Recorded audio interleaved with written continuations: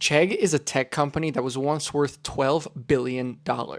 It dominated college campuses and quietly profited from the homework of millions of students. Then, ChatGPT was released, and within a few months, everything changed. Today, we'll be exploring the rise of Chegg, how it quietly became a tech giant of the education industry, and how eventually generative AI destroyed a $12 billion business. Chegg was founded in 2005, and it operated initially under the name textbookflix.com. At the time, it wasn't a tech education company, but it served as a textbook rental company. Their idea was really simple. Students could rent textbooks online for cheap and then send them back. In case you weren't aware, college textbooks can be really expensive to buy. So the company offered rentals and allowed students to save up to 90% compared to buying the book. The company drew inspiration heavily from Netflix's original DVD rental model. And in 2007 is when the company actually officially rebranded to Chegg. The name Chegg was actually a mashup between the words chicken and egg. This was based on the founder's observation that students couldn't get a job without experience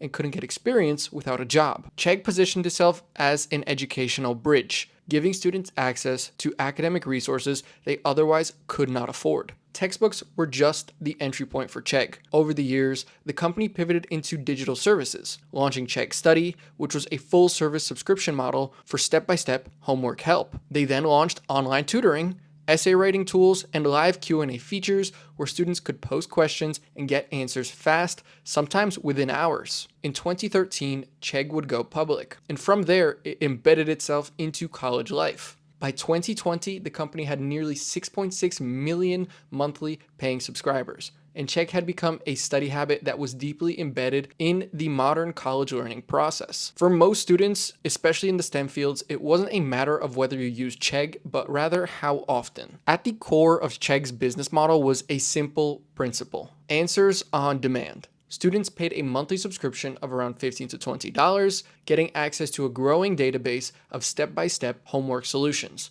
If you had any of the commonly used textbooks in colleges across the United States, Chegg probably had every single answer to any question in that book. And if your exact question wasn't there, you could just ask. Through Chegg's expert Q&A feature, students could post their assignments, exams, or practice problems and get personalized solutions from tutors, often in less than an hour. Students paid a reasonable monthly fee for a constant stream of academic shortcuts. You might begin to see why this was problematic. Originally, Chegg branded itself as a study tool, something used to help students learn at their own pace. But in practice, it was heavily used for cheating. Entire Reddit threads were dedicated to uploading exam questions live during online exams. Professors called it out and universities tried to block it. But it didn't matter because the demand for Chegg was too strong. Behind the academic student success marketing of Chegg, there was a business model built on asymmetry. Students needed help and cheated to pass their course, and professors couldn't keep up with the cheating that was happening through the platform. All the while, Chegg sat quietly in the middle. They scaled a high-margin, high-growth subscription business around cheating. But the entire system relied on one simple thing, and it was that students needed Chegg to get the answers. And that's exactly where things started to fall apart. In 2020, the world shut down. Classes went remote, campuses emptied, and millions of students were stuck learning from their home. The classroom moved digitally, and Chegg became an essential tool to academic success. There was no in-person lectures and no real oversight during online exams, so students turned to Chegg in massive numbers. The platform became a go-to survival tool for college and high school students who were stuck in lockdown, whether it was to help with a problem set or just to copy an answer during an online exam. Chegg's business growth exploded. Subscribers surged and revenue soared, and by early 2021, the company hit its peak evaluation of over $12 billion US. But with that crazy growth came intense scrutiny. As students flooded the platform, so did academic institutions.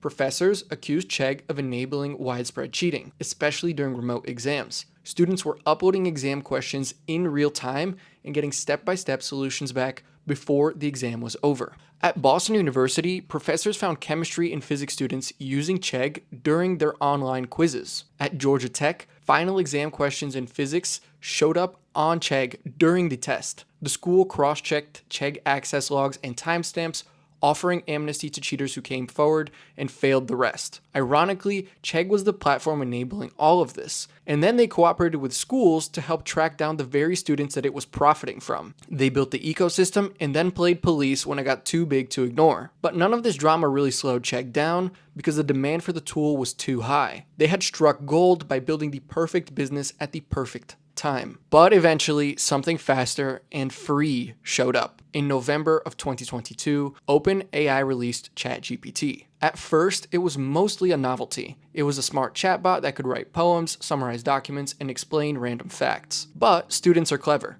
and they quickly figured out it could do their homework fast, customized, and often accurate enough to skip the textbook entirely. Chegg's core value proposition and largest revenue stream suddenly had a free alternative, one that didn't require a paid monthly subscription, didn't need account logins, and didn't have professors watching over it. Immediately, Chegg started to feel it, seeing traffic slow and subscriber growth stall. But in May 2023, Chegg CEO Dan Rosensweig addressed it directly on an earnings call. He said, "Since March, we've seen a significant spike in student interest in ChatGPT." That single sentence tanked the stock nearly 50% in one day. Pretty much in an instant, Wall Street realized what students had already known. Chegg's value was gone, and it was no longer essential. In response, the company had to scramble to catch up. They announced Cheggmate, which was their own AI-powered study assistant built in partnership with OpenAI. But by the time it launched, the damage had been done. Students didn't need another subscription service